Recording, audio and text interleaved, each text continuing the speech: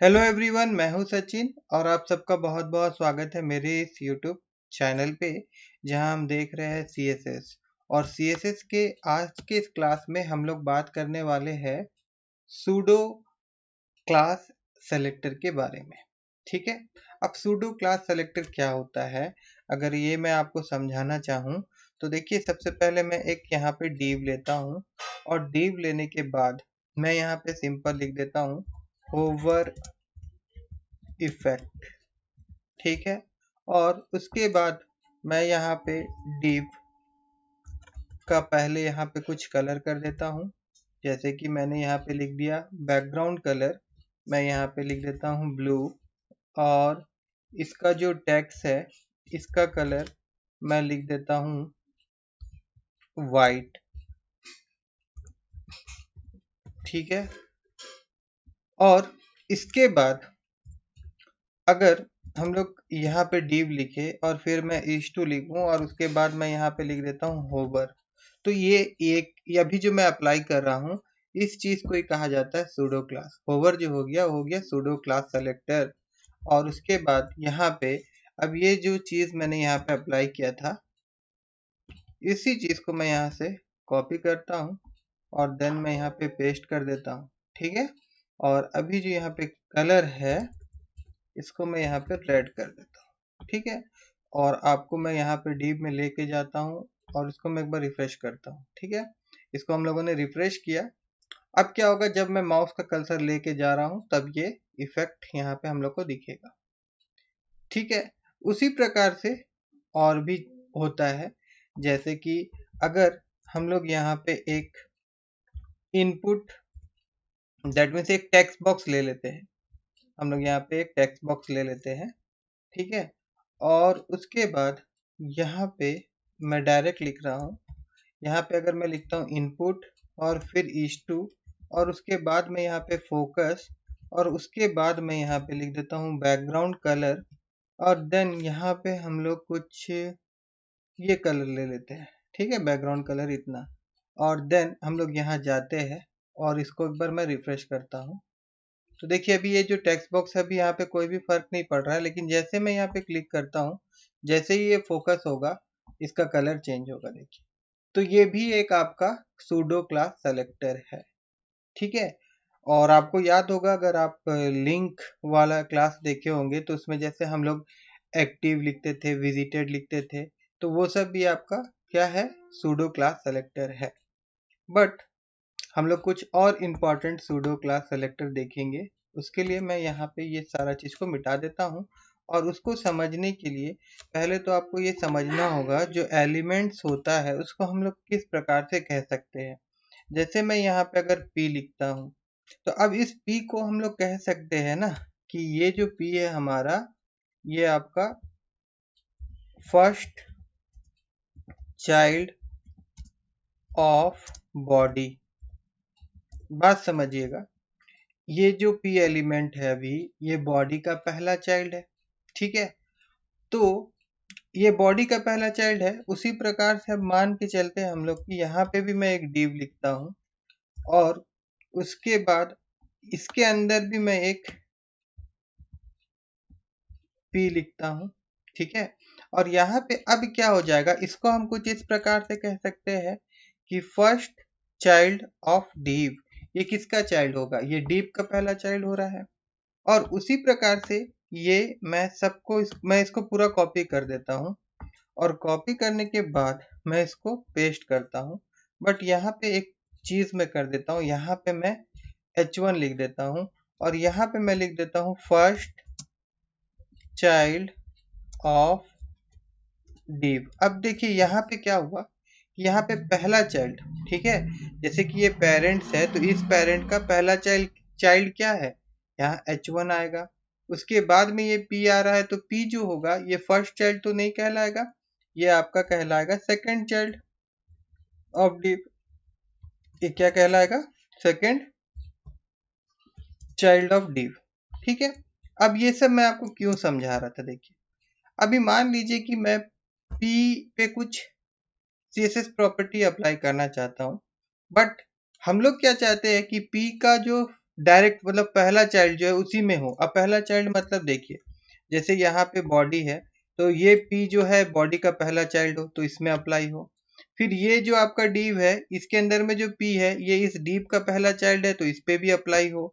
और फिर यहाँ पे देखेंगे अगर हम लोग तो यहाँ पे जो ये पी एलिमेंट है पहला चाइल्ड है तो इसमें ना हो, ऐसा हम लोग चाहते हैं। ठीक है, तो अगर हम लोग पी लिखेंगे या फिर कलर लिखेंगे तो सारा का सारा मैं आपको दिखा देता हूँ। यहाँ पे मैंने पी लिखा और यहाँ पे हम लोग बैकग्राउंड कलर लिखे और यहाँ पे मैं इसको रेड कर देता हूँ और उसके बाद जो टेक्स्ट कलर है वो मैं यहाँ पे जाता हूँ और मैं यहाँ पे व्हाइट कर देता हूँ, व्हाइट कर देता हूँ। ठीक है, इस तरह से। और फिर मैं आपको यहाँ पे एक बार लेके जाता हूँ और इसको मैं रिफ्रेश करता हूँ तो यहाँ पे तो जितना भी बॉडी के अंदर में पी एलिमेंट था सब में यही चीज हो जा रहा है। लेकिन हम लोग चाहते हैं कि जो भैया पहला चाइल्ड हो उसी पे ही अप्लाई हो, और भी किस कौन सा टैग, पी टैग का। अदर टैग के लिए नहीं बोल रहा हूँ मैं, सिर्फ पी टैग का। ठीक है, तो हम लोग को क्या करना होगा, यहाँ पे फिर हम लोग सूडो क्लास सेलेक्टर यूज करेंगे। ठीक है, कॉलन देना होगा और यहाँ पे हम लोग लिख देंगे फर्स्ट चाइल्ड। ठीक है, बस इतना। और उसके बाद में हम लोग यहाँ जाएंगे और इसको हम लोग रिफ्रेश कर देंगे। बस देखिए, अब जो फर्स्ट चाइल्ड है वही उसी पे ही एक कलर अप्लाई होगा। बात समझ में आ गया होगा आपको फर्स्ट चाइल्ड का। अब सेम यही चीज अगर देखिए हम लोग चाहते हैं कि जो लास्ट चाइल्ड है, ठीक है, अगर मैं यहाँ पे पी और लिख दूं, यहाँ पे कॉपी कर दूं और यहाँ मैं पेस्ट कर दूं, यहाँ मैं पेस्ट कर दूं। ठीक है, और यहाँ पे भी मैं पी को पेस्ट कर रहा हूँ एक। ठीक है, और यहाँ पे देखिए मैं लिख देता हूँ, ये आपका क्या हो जाएगा, लास्ट चाइल्ड। और यहाँ पे मैं लिख देता हूँ ये क्या हो गया, ये आपका हो गया सेकंड चाइल्ड। ठीक है, और यहाँ पे भी हम लोग इसको क्या कर देते हैं, इसको मैं लिख देता हूँ लास्ट चाइल्ड। ठीक है, और अगर यहाँ पे हम लोग फर्स्ट चाइल्ड के बजाय यहाँ पे अगर हम लोग क्या लिख दे, लास्ट चाइल्ड। ठीक है, लास्ट टाइप ऑफ चाइल्ड नहीं, लास्ट ऑफ टाइप नहीं लिखेंगे हम लोग, यहाँ पे हम लोग लिख देंगे लास्ट चाइल्ड। ठीक है, लास्ट चाइल्ड। और उसके बाद में हम लोग जाते हैं यहाँ पे और अगर मैं इसको रिफ्रेश करूँ तो देखिए जो जो लास्ट चाइल्ड होगा उसके ऊपर ही अप्लाई होगा। ठीक है, अगर ये लास्ट चाइल्ड नहीं होगा, जैसे कि अगर यहाँ पे देखिए ये डीव है ना, और इस डीव के अंदर में यहाँ पे मैं अगर एक h1 टैग लिख दूं, h1 टैग लिख दूं तो अब ये h1 टैग इस डीव का लास्ट चाइल्ड हो जा रहा है, लास्ट चाइल्ड ये हो जा रहा है, ये h1 वाला। तो क्या होगा, अब ये डीप में जो कलर दिखा रहा था अब ये नहीं दिखाएगा। अगर मैं यहाँ पे रिफ्रेश करूं तो देखिए ये h1 वाला टैग हम लोगों ने लिखा तो ये लास्ट हो गया। तो ये p एलिमेंट जो है इस डीप का ये लास्ट चाइल्ड नहीं है, इसीलिए इस पे अप्लाई नहीं हुआ। हाँ, अगर मैं यहाँ पे p को हटा दूं और यहाँ पे h1 लिख दूं तो अब h1 जहां जहां लास्ट चाइल्ड होगा वहां पे अप्लाई होगा। तो हम लोग अगर ये पूरा पेज को देखेंगे तो हम लोग को दिख रहा है कि यहाँ पे सिर्फ एक ये h1 है जो कि लास्ट चाइल्ड है। और बोलेंगे कि पेज में ही तो एक h1 है। ठीक है, मैं यहाँ पे भी एक h1 दे देता हूँ, मैं ऊपर में भी एक h1 दे देता हूँ। ठीक है, तो अभी इस पेज में 3 h1 है, मगर लास्ट चाइल्ड जो है सिर्फ यही है। ये एक div एक पेरेंट्स एलिमेंट है और इस पेरेंट का लास्ट चाइल्ड ये h1 एलिमेंट है। इस कारणवश सिर्फ इसी में ही अप्लाई होगा कलर। अगर हम लोग यहाँ रिफ्रेश कर दे, ठीक है, तो देखिए इसी में ही अप्लाई हुआ ना। ठीक है, अब उसी प्रकार से हम लोग और एक चीज देखते हैं। यहाँ पे जैसे हम लोगों ने अभी देखा फर्स्ट चाइल्ड लास्ट चाइल्ड, उसी प्रकार से यहाँ पे हम लोग लिख सकते हैं जैसे कि टाइप आपका फर्स्ट ऑफ टाइप होता है, फर्स्ट ऑफ टाइप। अब फर्स्ट ऑफ टाइप क्या करता है, देखिए फर्स्ट ऑफ टाइप क्या करेगा, जैसे यहाँ पे पी एलिमेंट मिल रहा है इसको, तो भले ही ये इसका सेकेंड चाइल्ड है, ये इसका सेकेंड चाइल्ड है, मगर ऐसा समझ लीजिए कि ये h1 आपका लड़का है, एच और पी लड़की है, इस प्रकार से समझ लीजिए। तो ये क्या कह रहा है कि भाई जो लड़की है और पहला है, ठीक है, पहला लड़की, तो यहाँ पे ये फर्स्ट ऑफ टाइप ये समझता है। और फर्स्ट चाइल्ड जो हम लोग लिखते हैं वो कहता है कि जो भी हो, लड़का हो या लड़की, वो नहीं बोलता है, बोलता है कि नहीं आपका पहला बच्चा बस उसको वो खोजता है।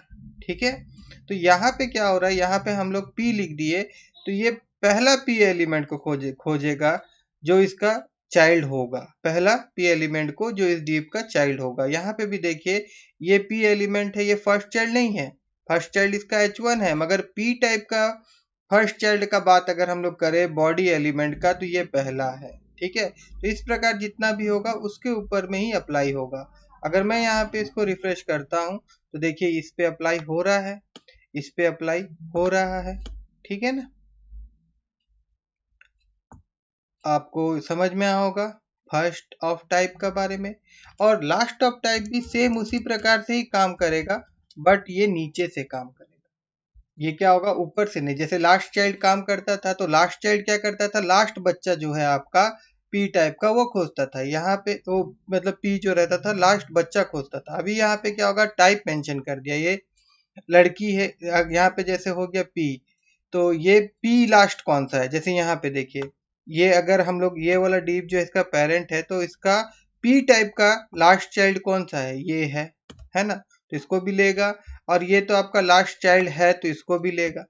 अभी हम लोग यहाँ जाते हैं और इसको, उसके बाद में हम लोग इसको रिफ्रेश कर देते हैं। ठीक है, अब उसी प्रकार से हम लोग लास्ट टाइप वगैरह देखिए। यहाँ पे हम लोग और एक चीज कर सकते हैं, जैसे कि अगर मैं यहाँ